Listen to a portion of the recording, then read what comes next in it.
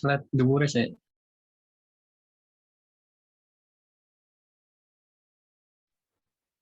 Assalamualaikum warahmatullahi wabarakatuh. Waalaikumsalam warahmatullahi wabarakatuh. Waalaikumsalam. Saya di sini sebagai moderator dari perwakilan kelompok 12 untuk memandu jalannya diskusi pada siang hari ini. Pada siang hari ini terdapat dua kelompok untuk mempresentasikan materi. Yang pertama dari kelompok 9 dan yang kedua nanti dari kelompok 10. Untuk yang kelompok 9, langsung saja kita masuk kepada materi kelompok ke-9. Dari kelompok 9 ini beranggotakan 2 orang. Yang pertama, Saudari Raida Laudita Suraya. Yang kedua, Saudara Frenharama Arya Filanta, yang akan membawakan materi tentang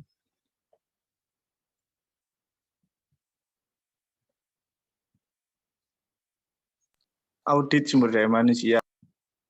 Materi tentang audit sumber daya manusia.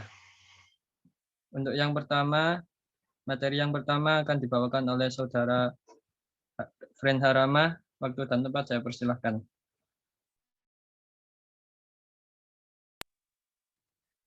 Baik, terima kasih atas waktu yang sudah diberikan. Jadi langsung saja yang pertama mengenai pengertian audit sumber daya manusia. Nah, dalam audit sumber daya manusia ini suatu proses pendekatan yang dipergunakan untuk mendukung tercapainya sebuah sasaran fungsional maupun tujuan organisasi perusahaan secara keseluruhan dengan tentunya dengan cara yang sistematis, objektif, komprehensif, dan adanya dokumentasi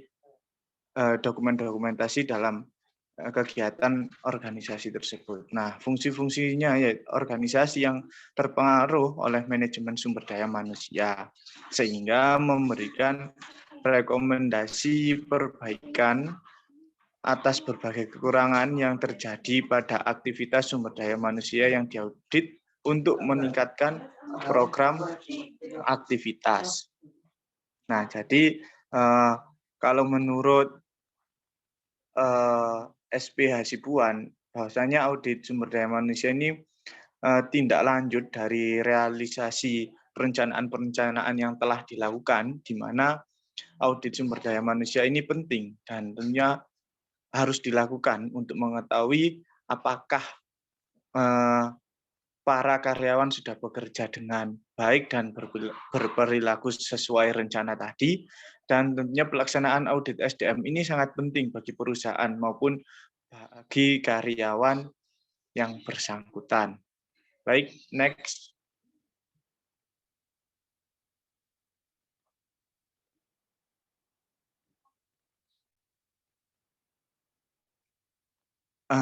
Habis itu ada tujuan dari audit sumber daya manusia. Yang pertama yaitu menilai efektivitas dari fungsi SDM sendiri.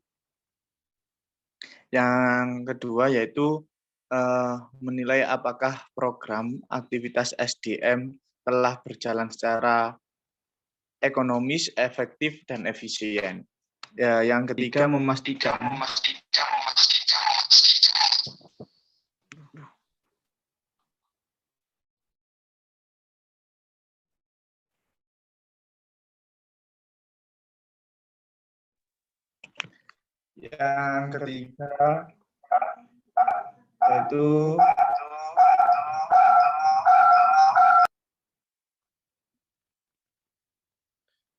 yaitu memastikan ketaatan berbagai program aktivitas SDM terhadap ketentuan hukum, peraturan, dan kebijakan yang berlaku di perusahaan. Yang keempat, mengidentifikasi berbagai hal yang masih dapat ditingkatkan terhadap aktivitas SDM dalam menunjang kontribusinya terhadap perusahaan. Dan yang terakhir yaitu merumuskan beberapa langkah perbaikan yang tepat untuk meningkatkan ekonomisasi, efisiensi, dan efektivitas berbagai program aktivitas SDM. Nah, selain itu juga tujuannya yaitu untuk mengetahui apakah pelaksanaan dari hasil kerja karyawan ini sudah sesuai dengan rencana yang telah ditetapkan apa belum, seperti itu. Nah, untuk mengetahui eh, apakah semua karyawan itu dapat menyelesaikan job deskripsinya itu dengan baik dan tepat waktu atau masih lambat dan boleh dikatakan masih jelek dalam pelaksanaan pekerjaannya, seperti itu. Nah, next langsung selanjutnya.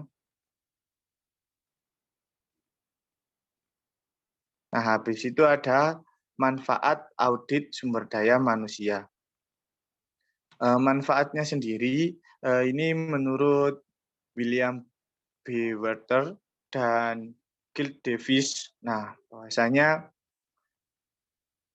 manfaatnya yaitu untuk mengidentifikasi kontribusi dari Departemen SDM terhadap organisasi. Jadi divisi-divisi ataupun departemen-departemen dalam sebuah organisasi itu sudah melakukan job deskripsinya itu dengan sebaik mungkin atau bagaimana, seperti itu. Nah, habis itu meningkatkan citra profesional Departemen Sumber Daya Manusia. Ya, yang ketiga mendorong tanggung jawab dan profesionalisme yang lebih tinggi karyawan Departemen SDM. Yang selanjutnya itu memperjelas tugas-tugas dan tanggung jawab Departemen SDM. Nah, jadi manfaatnya dari audit ini kita tahu bahwasanya karyawan ini ahli di bidang yang seperti ini. Dalam hal ini karyawan ini masih begini. Nah, salah satu manfaatnya seperti itu. Selanjutnya yaitu mendorong terjadinya keragaman kebijakan dan praktik-praktik SDM. Selanjutnya menemukan masalah-masalah kritis dalam bidang sumber daya manusia. Selanjutnya memastikan ketaatan terhadap hukum dan peraturan dalam praktik SDM. Menurunkan biaya SDM melalui prosedur SDM yang lebih efektif dan meningkatkan keinginan untuk berubah dalam Departemen Sumber Daya Manusia.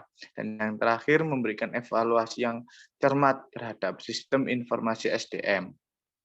Nah, jadi manfaatnya seperti itu. Next.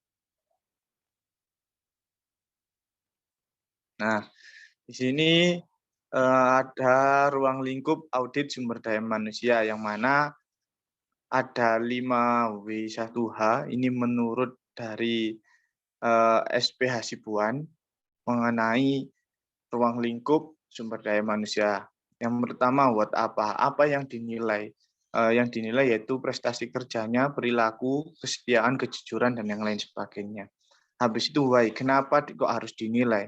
Nah, kenapa harus dinilai? Karena untuk meningkatkan kepuasan kerja karyawan, kepentingan pengembangan, dan lain-lain. Habis itu where, di mana dinilainya? Yaitu di dalam atau di luar pekerjaan. Jadi di internal dalam sebuah perusahaan maupun di eksternal perusahaan. Nah, when, kapan dinilainya? Yaitu secara periodik formal dan secara informal. Siapa yang menilai? Nah, yang menilai yaitu langsung atasan, dari atasan langsung atau suatu tim yang dibentuk dalam sebuah perusahaan tersebut. Habis itu how, bagaimana penilaiannya? Yaitu dengan metode tradisional atau metode modern. Metode tradisional yaitu seperti rating skill, employer comparison, alternative ranking, pay rate comparison, dan lain-lain. Seperti itu. Nah, mungkin itu saja yang bisa saya sampaikan. Selanjutnya akan disampaikan oleh rekan saya, yaitu Saudari Raya. Terima kasih, saya kembalikan ke moderator. Baik, terima kasih Saudara Ren Harama atas pemaparan materinya yang sangat baik. Untuk materi selanjutnya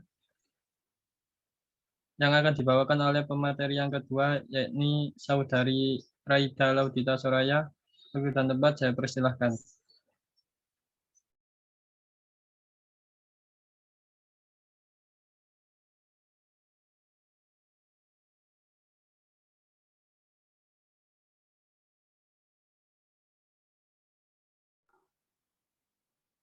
Mohon maaf, Mas Karyo dan teman-teman semuanya. Kemungkinan ini rekan saya, Raya, masih belum bisa bergabung. karena tadi sempat bilang bahwasanya HP-nya rusak. Mungkin untuk mempersingkat waktu bisa saya gantikan terlebih dahulu, yaitu adanya pendekatan audit sumber daya manusia.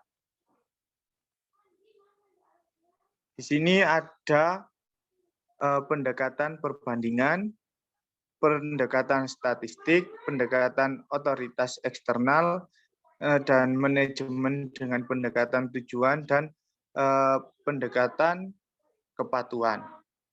Baik, akan saya jelaskan. Jadi pendekatan-pendekatan ini yang pertama yaitu pendekatan perbandingan. Nah, perusahaan melakukan perbandingan organisasi atau divisi dengan organisasi atau divisi lain untuk mengungkap dan mengetahui area mana saja dari aktivitas pengelolaan SDM yang kinerjanya relatif rendah. Jadi pendekatan perbandingan ini yaitu kita mengetahui area mana sih yang pengelolaan SDM-nya ini yang kurang bagus lah, atau boleh dibilang kinerjanya itu relatif rendah. Habis itu yang kedua ada pendekatan statistik. Dari adanya beberapa data yang tersimpan, audit SDM menghasilkan standar statistik mengenai kegiatan atau program apa yang harus dievaluasi oleh perusahaan tersebut. Habis itu pendekatan otoritas eksternal. Nah, audit sumber daya manusia didasarkan pada keahlian konsultan atau temuan penelitian yang dipublikasikan sebagai standar mengenai setiap kegiatan atau program yang harus dievaluasi oleh perusahaan. Nah, konsultan atau publikasi temuan penelitian dapat membantu mendiagnosis penyebab masalah sumber daya manusia dalam sebuah organisasi ataupun perusahaan. Nah, selanjutnya pendekatan tujuan. Dengan pendekatan manajemen berdasarkan tujuan yang diterapkan di area fungsional manajemen SDM, audit ini dapat membandingkan hasil aktual dengan tujuan yang telah ditetapkan. Berbagai bidang manajemen SDM dengan kinerja rendah dapat segera dideteksi dan selanjutnya akan dilaporkan untuk tanggapan korektif segera. Yang kelima yaitu pendekatan kepatuhan. Dengan adanya pilot elemen sistem informasi SDM, audit SDM akan melihat beberapa penyimpangan atau defisi dari hukum, kebijakan, dan prosedur perusahaan. Jadi melalui upaya pencarian fakta, audit SDM ini dapat menentukan apakah ada kesesuaian antara kebijakan perusahaan dan peraturan formal, seperti itu. Baik, selanjutnya adanya peralatan audit SDM. Nah, di sini dipahami bahwa kegiatan audit kepegawaian dilakukan dengan melakukan kegiatan pendataan. Oleh karena itu, agar tujuan penelitian dapat tercapai dalam arti mengumpulkan informasi sebanyak-banyaknya. Jadi, peralatan audit ini perlu digunakan berbagai teknik dan hasilnya nantinya akan diolah sedemikian rupa sehingga diperoleh gambaran yang paling lengkap tentang manajemen sumber daya manusia. Nah, kegiatan dalam organisasi yang memungkinkan organisasi ini untuk merumuskan kebijakan secara efektif dan lebih tepat. Seperti itu. Next. Nah, selanjutnya ada proses audit sumber daya manusia. Proses audit SDM ini ada perencanaan, persiapan, pelaksanaan atau eksekusi audit, pelaporan, dan tindak lanjut. Jadi prosesnya ini agak boleh dikatakan lama lah. Nah, jadi ada perencanaan audit SDM. Dalam merencanakan audit SDM ada beberapa hal yang harus diperhatikan agar audit SDM ini dapat berjalan dengan optimal, yaitu adanya kebijakan audit, habis itu ada perencanaan audit tahunan dan permintaan audit dan lain sebagainya. Habis itu yang kedua ada persiapan audit SDM. Nah, persiapan ini di dalamnya ada perumusan tujuan, batasan ruang lingkup, habis itu nanti ada perumusan program, penjadwalan, seperti itu. Yang ketiga itu ada implementasi audit. Nah, jadi di implementasi ini setelah adanya pengumuman audit diinformasikan, maka akan melakukan kegiatan yaitu di dalamnya implementasi ini ada kegiatan analisis dokumen, ada wawancara, habis itu ada pengawasan, percobaan, analisis sejarah seperti itu. Nah, habis itu ada laporan audit. Di laporan audit ini di dalamnya ada diskusi, klarifikasi, rapat penutup, habis itu persiapan laporan, tindak lanjut, rekomendasi, seperti itu. Habis itu setelah laporan tadi yaitu adanya tindak lanjut, yang mana dari hasil audit dan laporan perlu ditindaklanjuti dengan berbagai tahap, yaitu ada rekomendasi, program perencanaan aksi, dan tentunya evaluasi. Nah, mungkin itu saja yang bisa saya sampaikan. Mohon maaf terhadap kelompok kami yang mana masih ada rekan saya yang belum bisa gabung. Mohon maaf sebesar-besarnya. Langsung saja saya kembalikan ke moderator. Baik, terima kasih Mas Brenha atas pemaparannya. Untuk materi yang kedua, pada sesi selanjutnya yakni sesi tanya jawab, saya di sini akan memberikan 2 slot pertanyaan kepada teman-teman semua yang ingin bertanya. Monggo, silakan raise hand atau on mic langsung.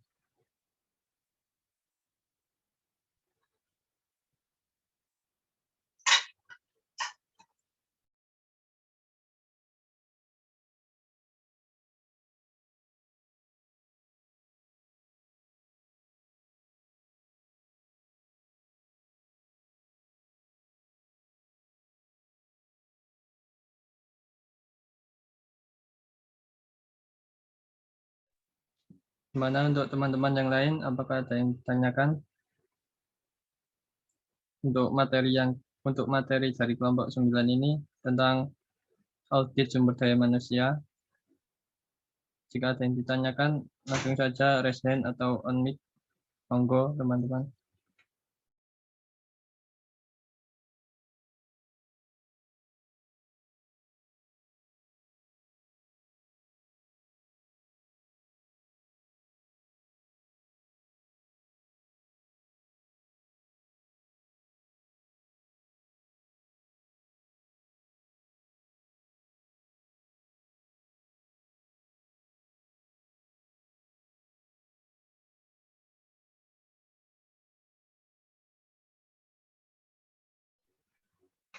Untuk mempersingkat waktu, jika belum ada pertanyaan untuk materi yang ke-9 ini, saya akan melanjutkan untuk kelompok ke-10. Nanti kalau ada pertanyaan untuk kelompok 9 bisa ditanyakan di belakang, digabung jadi satu untuk kelompok ke-10. Langsung saja sesi selanjutnya untuk kelompok 10. Kelompok 10 bisa share screen PPT-nya terlebih dahulu.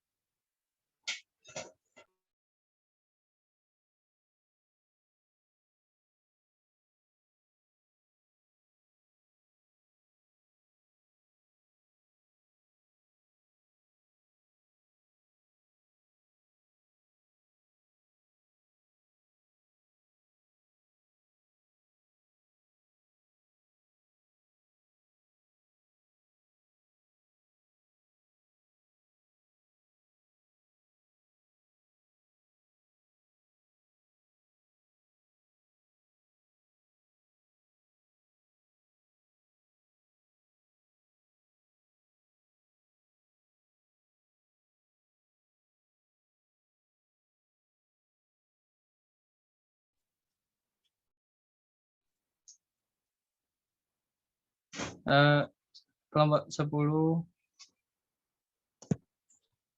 masih off mic tadi. Saya ulangi. Kelompok 10 membahas tentang materi tentang konsep pengelolaan SDM dalam pendidikan Islam.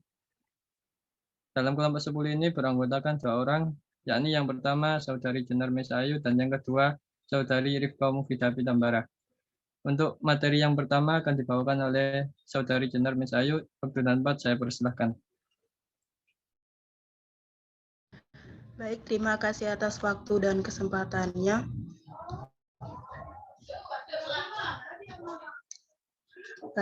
Di sini saya akan menjelaskan materi yang pertama mengenai konsep pengelolaan sumber daya manusia di dalam dunia pendidikan Islam. Manajemen sumber daya manusia pendidikan Islam harus mempunyai pandangan luas dalam rangka membangun dan membina manusia yang ada di lembaga pendidikan Islam. Secara produktif, inovatif, dan kreatif. Oleh karena itu, membutuhkan pengetahuan yang mendalam tentang bagaimana perilaku manusia serta kemampuan dalam membangun dan membinanya dengan efektif dan efisien. Beberapa tokoh, boleh next slide.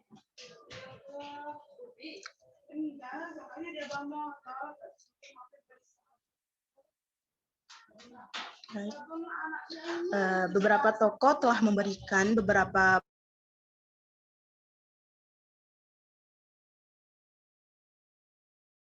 ruang lingkup pendidikan. Pertama, Simamora mengemukakan bahwa manajemen sumber daya manusia dalam pendidikan Islam merupakan aspek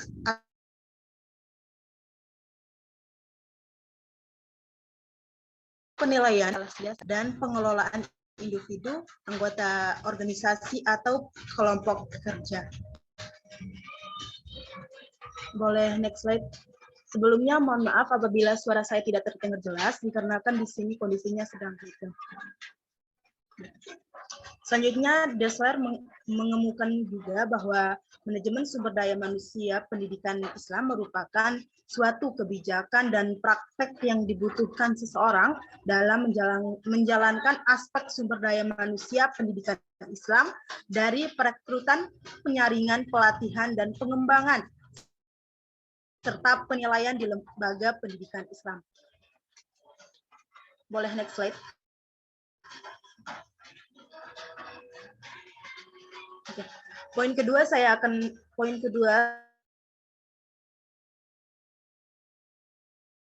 jangka menengah serta jangka panjang.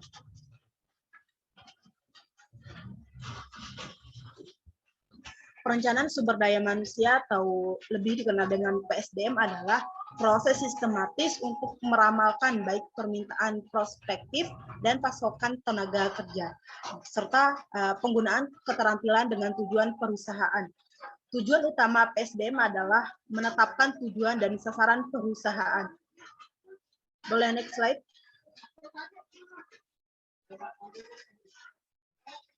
Aktivitas dalam perencanaan sumber daya manusia dapat digambarkan dalam 3 jangka waktu.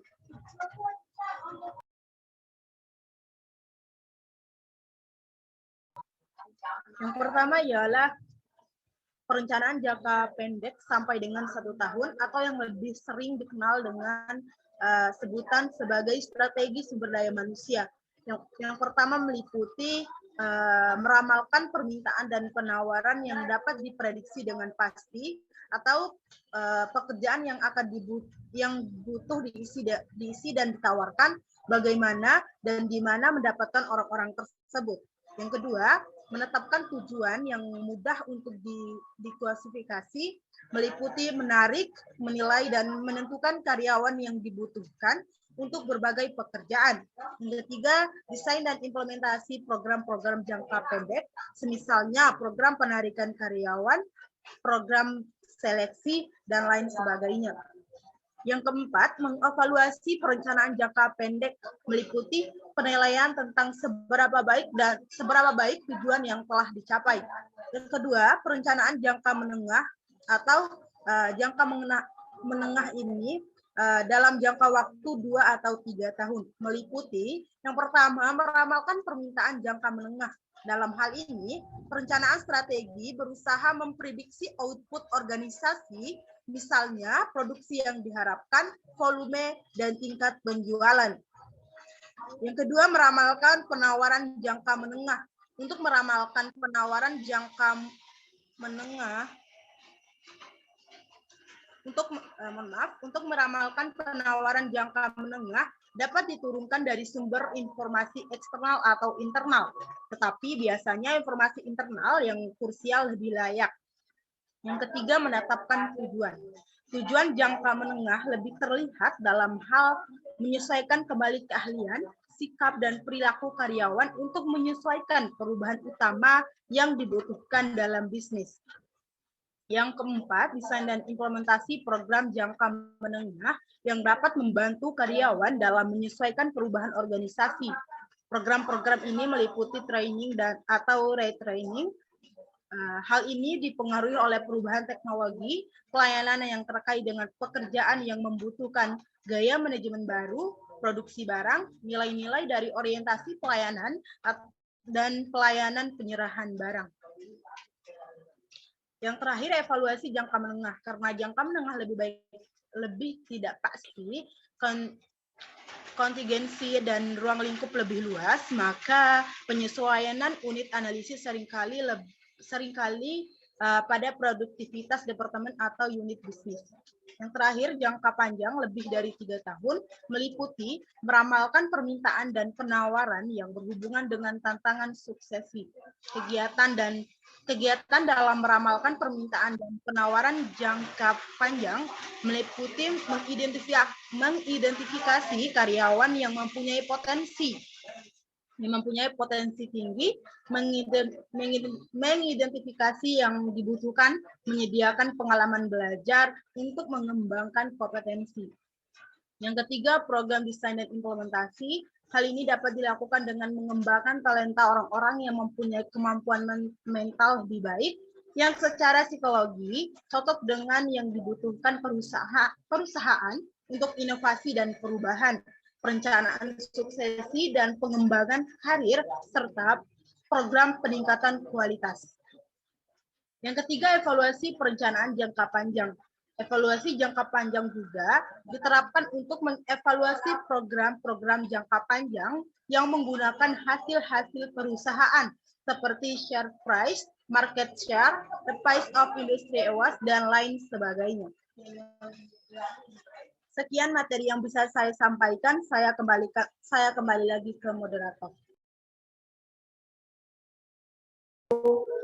Baik, terima kasih Saudari Jenar atas pemaparan materi yang pertama dan yang kedua. Untuk materi yang ketiga dan keempat akan dibawakan oleh presenter yang kedua, yakni Saudari Rifka Mufidah Pitambara. Waktu dan tempat saya persilahkan. Baik, terima kasih kepada moderator atas waktunya. Sebelumnya saya mohon maaf, ini saya off cam dikarenakan kondisi saya yang kurang fit. Di sini saya akan menjelaskan materi tentang masalah SDM dalam dunia pendidikan Islam. Seperti yang kita ketahui bahwa pendidikan di Indonesia saat ini masih tergolong belum terlalu maju. Padahal pendidikan merupakan hal yang paling utama dalam kemajuan suatu bangsa. Pendidikan dalam Islam merupakan pokok yang paling utama ialah ketauhidan dan keimanan.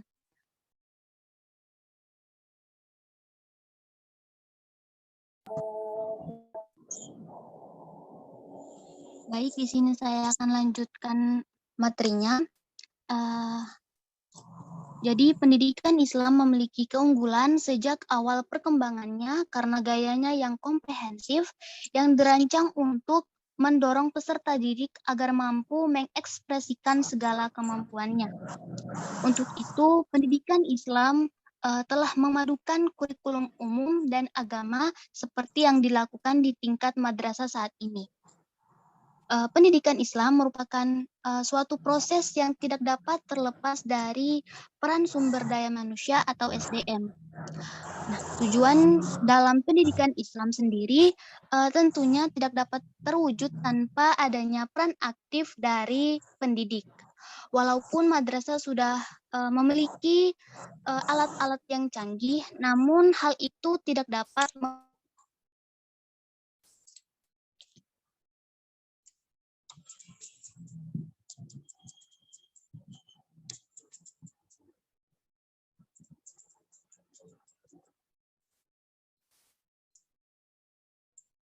walaupun madrasah sudah memiliki banyak alat-alat yang canggih, namun hal itu tidak dapat menggantikan peran dari seorang guru. Next slide. Dalam merencanakan dan melaksanakan proses pembelajaran, menilai hasil pendidikan nasional tersebut, seorang pendidik harus memiliki kemampuan dan kualitas yang baik untuk mewujudkan tujuan dari pendidikan nasional sendiri. Namun sekarang sudah banyak sekali masalah atau problematika yang menghambat pendidikan di Indonesia, seperti rendahnya kompetensi guru. Hal ini perlu untuk segera diatasi karena mengingat peran guru sebagai unjuk tombak dalam proses pelaksanaan pembelajaran. Hal ini disebabkan karena adanya ketidaksesuaian disiplin ilmu dalam bidang ajar. Masih banyak sekali guru yang mengajar mata pelajaran yang bukan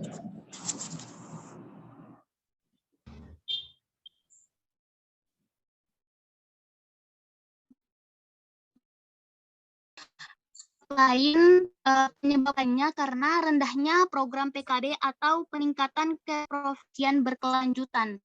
Masih banyak guru yang belum sadar tentang pentingnya pengembangan diri untuk menambah pengetahuan dan kompetensinya dalam mengajar. Next slide.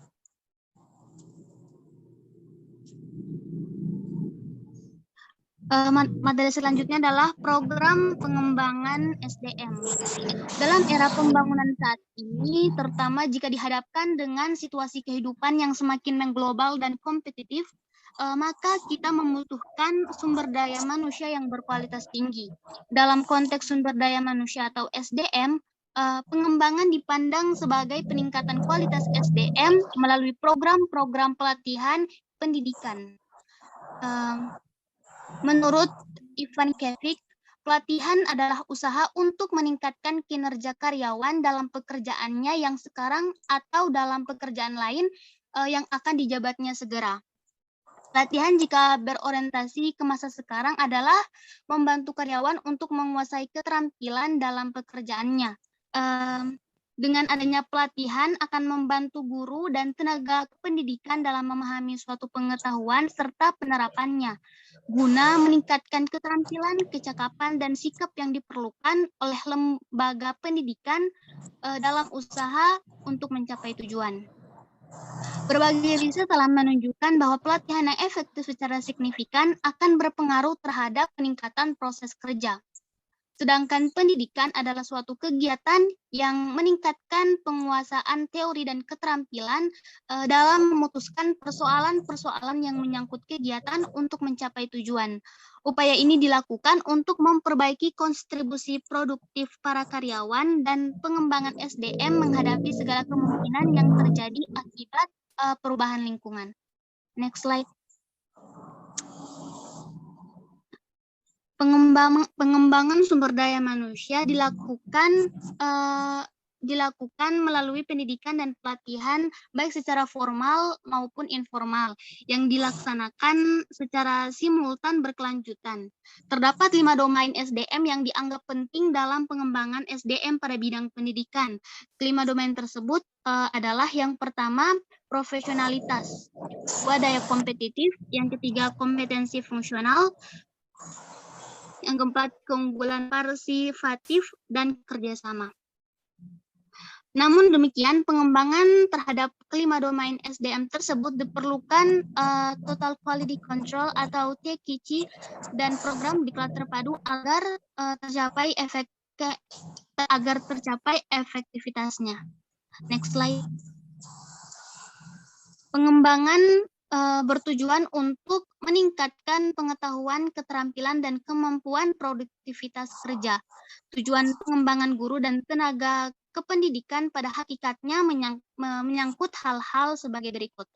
Yang pertama, meningkatkan produktivitas kerja, meningkatkan efisiensi dan efektivitas, meningkatkan pelayanan terhadap klien, meningkatkan moral, meningkatkan status dan karir kerja. Berdasarkan dari tujuan pengembangan di atas, dapat disimpulkan bahwa dalam dunia pendidikan, pengembangan pada guru dan tenaga kependidikan adalah hal yang sangat penting untuk menjadikan guru dan tenaga kependidikan tersebut agar semakin meningkat keterampilannya dan kualitas kinerjanya dalam mengajar. Next slide.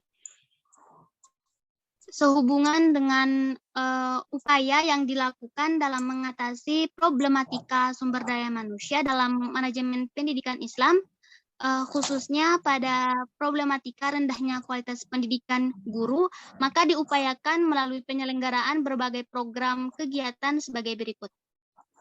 Yang pertama, pemberdayaan musyawarah guru pada mata pelajaran atau MGMP.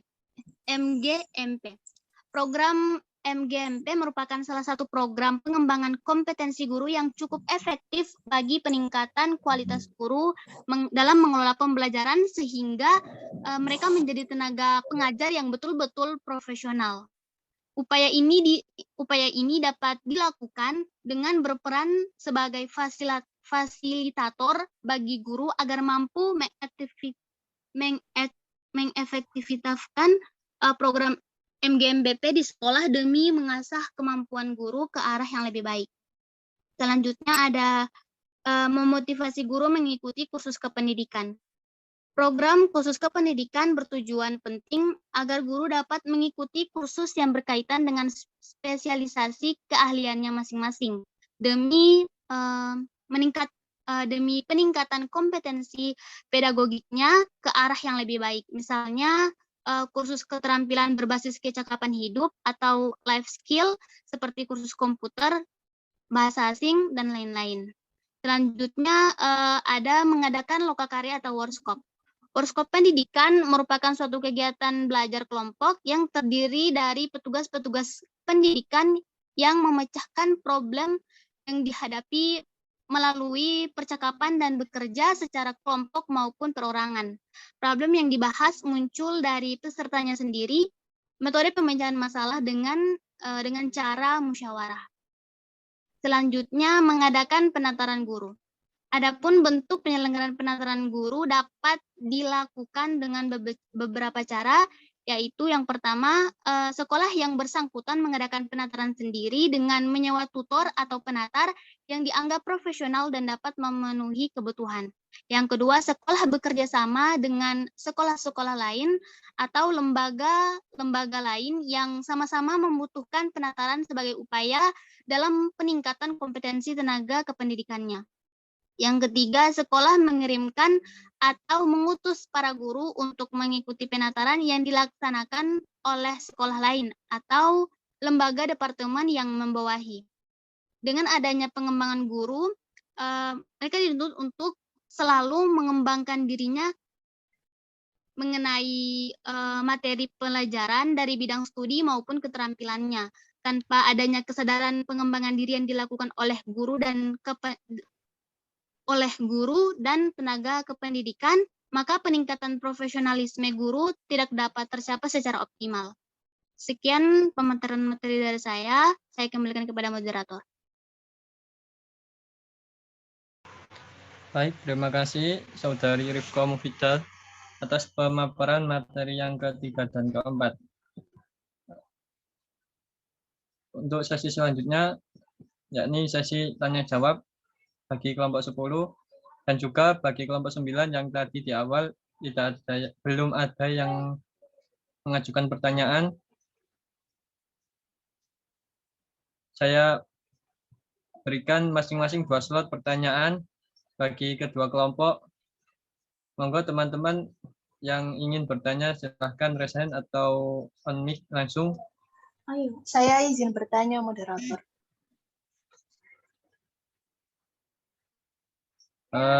Baik, Mbak Wila, bertanya buat kelompok berapa, Mbak? Untuk kelompok 10. Oh, monggo. Kelompok 10 didengarkan ya. Baik, terima kasih atas waktu dan kesempatannya. Di sini saya bertanya tentang bagaimana manajemen strategi dalam pendidikan anak usia dini. Apakah beda dengan anak-anak yang sudah di sekolah dasar? Sekian, terima kasih.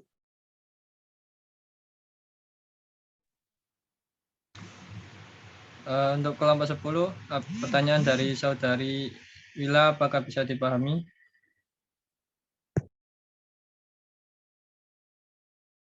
Bisa diulangi lagi, moderator?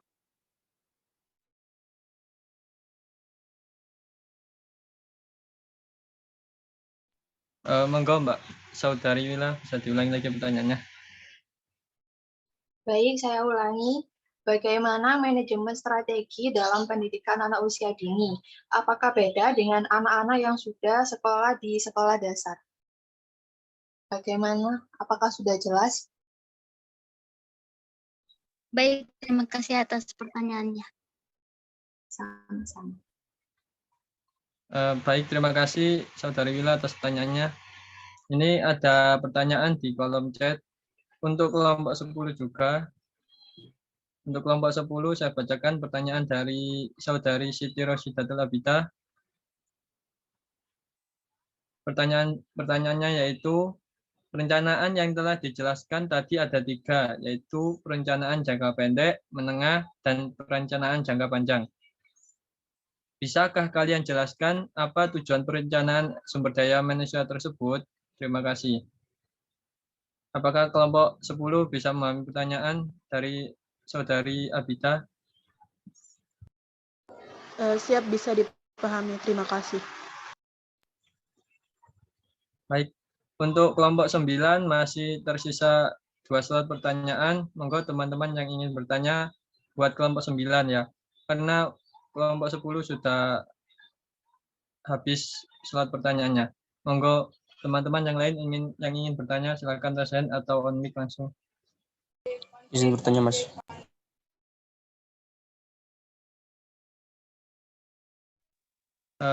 Mas Hadi. Baik, terima kasih atas waktunya. Jadi saya mau bertanya tentang audit SDM ya. Jadi bagaimana audit SDM itu membantu suatu perusahaan untuk mengembangkan kinerja SDM-nya? Apakah bisa dipahami?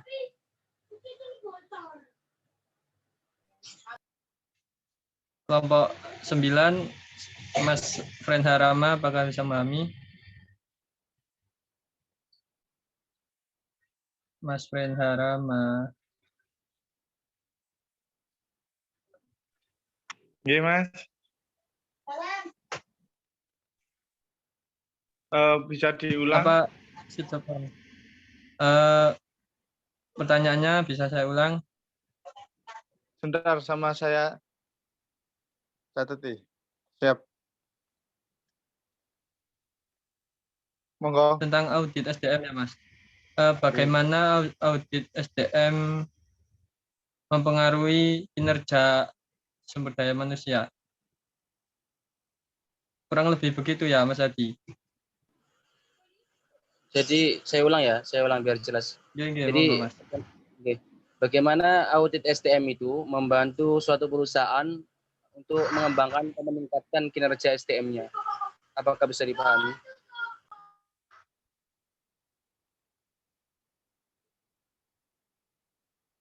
Baik. Oke. Terima kasih Mas Hadi atas pertanyaannya. Untuk kelompok 9 masih tersisa 1 pertanyaan. Monggo teman-teman yang ingin bertanya silakan raise hand atau on mic langsung. Bagi kelompok 10 mempunyai waktu untuk mempersiapkan jawabannya sambil menunggu 1 pertanyaan lagi dari teman-teman yang lain. Jika bisa langsung menjawab, monggo langsung dijawab untuk kelompok 10. Izin menjawab.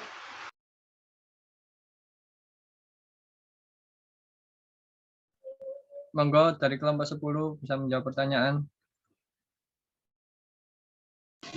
Baik, terima kasih. Izin menjawab dari pertanyaan saudara Siti Rosidatul Abidah mengenai tujuan perencanaan tujuan perencanaan sumber daya manusia dalam jangka pendek, menengah ataupun jangka panjang.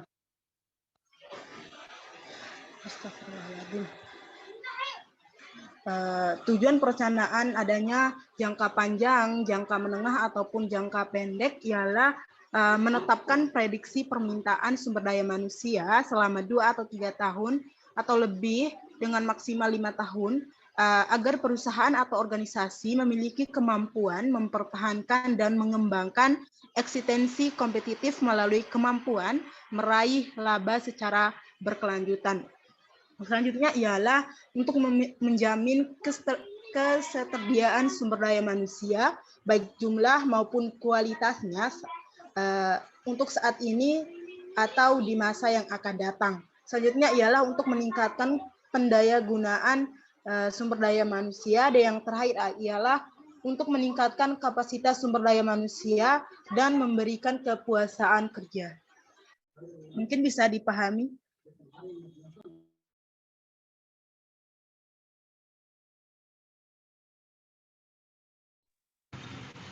Baik, terima kasih Saudari Jenar atas jawabannya. Tanggapan dari penanya yakni Saudari Siti Rosidatul Abidah cukup jelas, dan terima kasih kepada pemateri yang sudah menjawab pertanyaannya. Untuk teman-teman yang lain masih ada satu slot pertanyaan lagi buat kelompok 9. Monggo yang ingin bertanya, atau teman-teman yang lain ingin menanggapi jawaban dari Saudari Jenar tentang pertanyaan dari Saudari Abidah. Apakah ada tambahan atau sanggahan? Monggo teman-teman yang ingin menambahkan.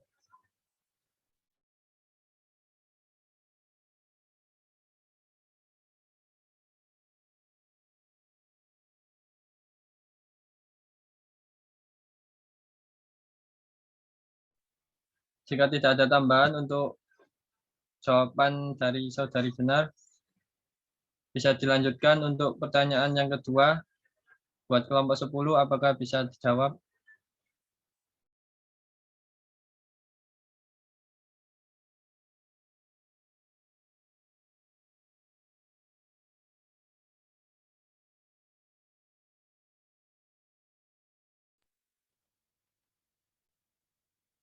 Mas Karyo, mohon izin, apakah boleh saya menjawab terlebih dahulu dari kelompok 9?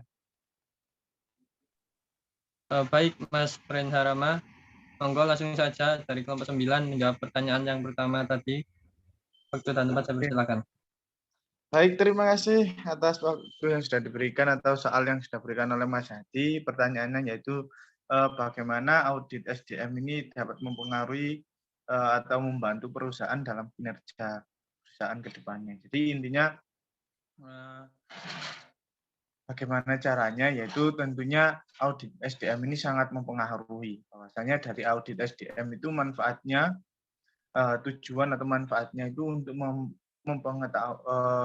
agar tahu kekurangan ataupun kelemahan itu berada di dalam sektor apa atau berada dalam divisi apa dalam sebuah organisasi ataupun organisasi di dalam perusahaan.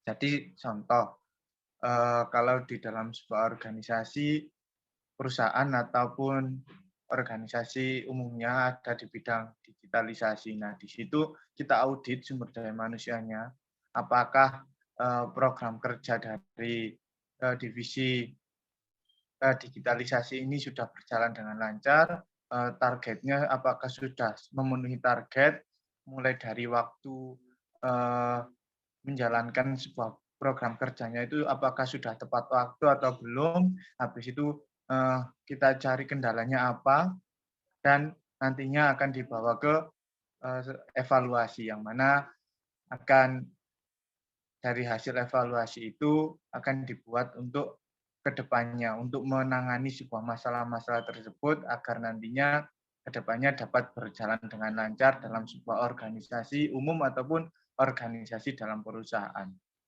Jadi sangat berpengaruh dalam perusahaan ataupun organisasi-organisasi yang lainnya.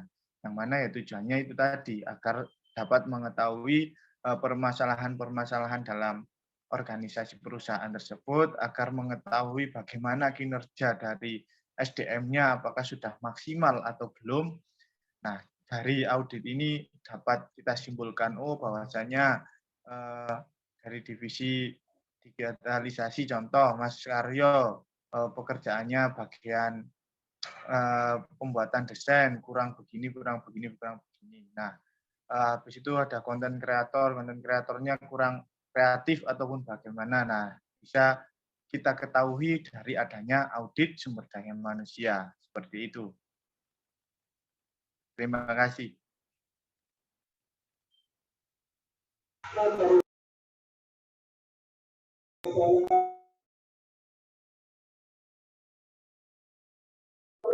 Terima kasih Mas Renha atas jawabannya. Bagi penanya Mas Hadi, apakah ada tanggapan atau feedback? Ataukah bisa dipahami jawaban dari Mas Renha? Insya Allah cukup jelas sudah. Terima kasih Mas Renha. Oke, sami-sami Mas. Baik, terima kasih. Untuk teman-teman yang lain, apakah ada tambahan atau sanggahan dari jawaban Mas Renha?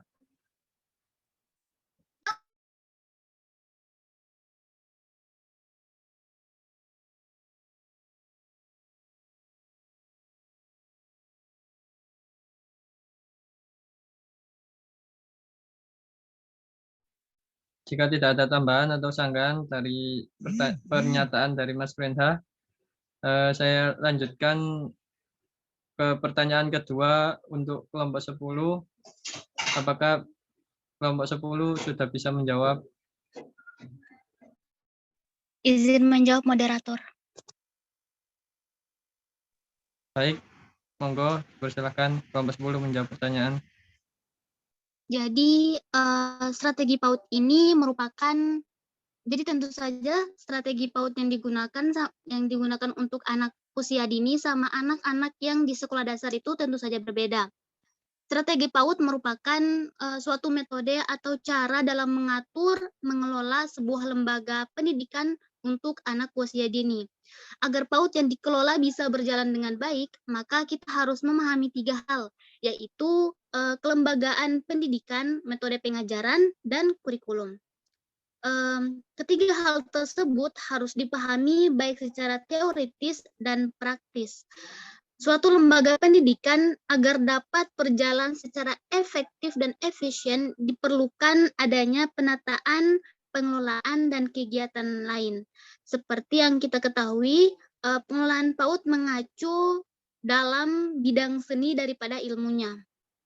Dalam mengajar anak usia dini, kita membutuhkan metode-metode yang unik dan kreatif.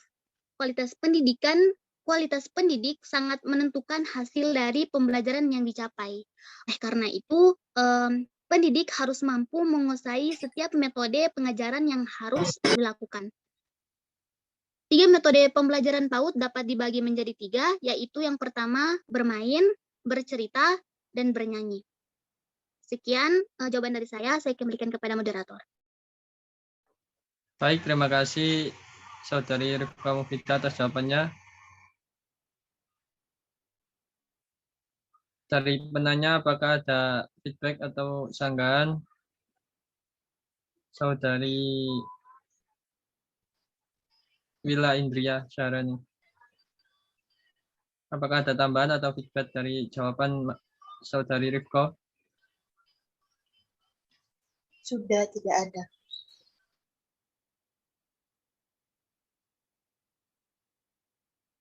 Baik, terima kasih.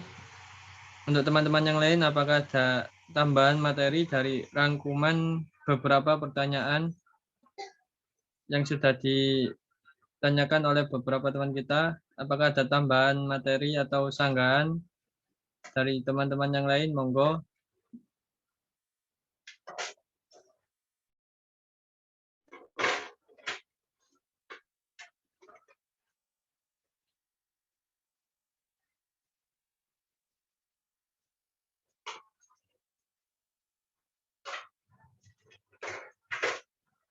Jika tidak ada, apakah saya bisa mencukupkan sesi diskusi pada siang hari ini, teman-teman?